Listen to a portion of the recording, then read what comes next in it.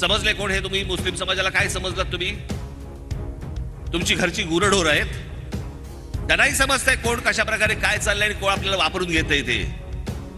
पण बघा, निवडणुकीच्या तोंडावरती फतवे काढले जात आहेत. काँग्रेसला मतदान करा, उद्धव ठाकरेंच्या शिवसेनेला मतदान करा. जर हे मशिदींमधनं हे मौलवी जर समजा यांना फतवे काढत असतील की यांना मतदान करा म्हणून, मग आज राज ठाकरे तुम्हाला आज फतवा काढतो. माझ्या तमाम हिंदू बांधवांनो, भगिनींनो आणि मातांनो,